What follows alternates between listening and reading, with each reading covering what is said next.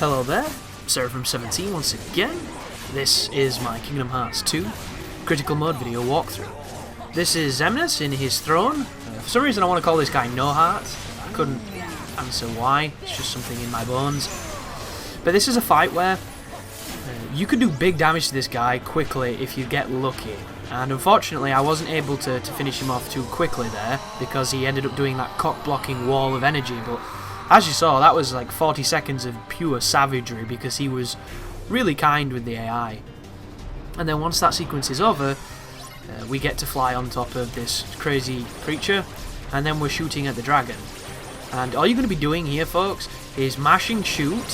Whenever bullets come your way, press to reflect them so that you can get some energy from them. And then once you fill your energy bar, you want to unleash your laser when it will do the most damage, which is generally when you've got the biggest target in front of you. This sequence is pretty long. The hardest move to dodge is probably that one. If you can get it in a good pattern like I just did, where you just circle the screen and dodge it, like you're playing Afterburner, you should be okay, but every so often it still kind of hits you. And the checkpoint here is not too great, so if you do die on this sequence, which I ended up doing, you have to do it all over again. But the good news is, I don't think this is anywhere as long as it used to be. I remember it being considerably longer when I played the original. But yeah, flying castle dragon lasers, yeah, good stuff. So 10th of March, live playthrough of Hotline Miami, if it's feasible. If there's too much noise from my computer, then I won't do it, because there's no need. I'm getting it on the PC, by the way, guys. I'm not getting it on PlayStation 3. One of the rare games that I prefer PC for, or I play PC on. Which a lot of people don't understand why I don't, do PC more often. It's purely preference, that, folks. I don't really like PC gaming too much. My setup for it is not as comfortable or as enjoyable for me personally as my television is when it comes to gaming over there. And I know I can get those cables that put my PC to my television, and I'm at such a distance where that would be completely feasible.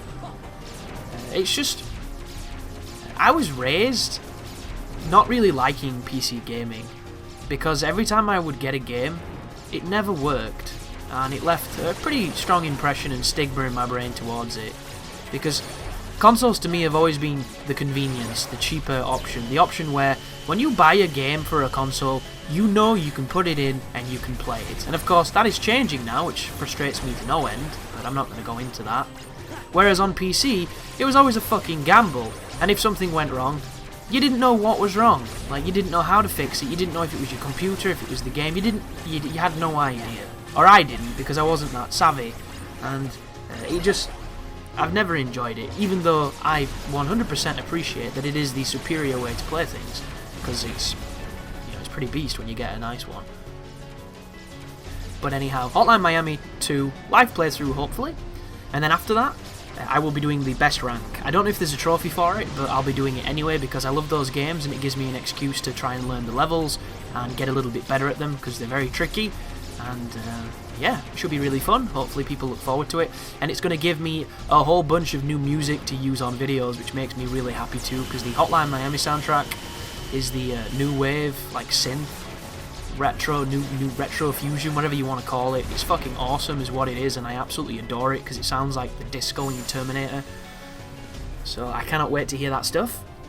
But also on the 10th of March is the DLC for The Evil Within. And there is a difficulty achievement on that game called Kuriyama or something like that. It's Japanese for darkness or the dark.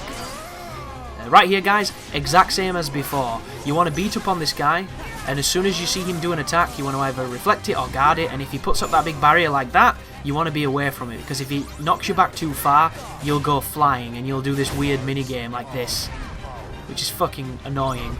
So on this, do not get hit by any of the weird bullshit. You want to fly as low as you can to get rid of the lasers, but then fly. That was bullshit, that. I'm glad you've seen that. I fly all the way up to the thing where I have to press triangle and it starts spinning the instant I was about to get the reaction command. One of the things I feverishly hate about this final boss sequence, but this is all quick time events. Quickly fly back to him, fly low to avoid his weird laser bullshit, Or don't. Take it on the chin like a porn star and hopefully recover. As I get healed by Riku, which is cool. But yeah, Evil Within. DLC.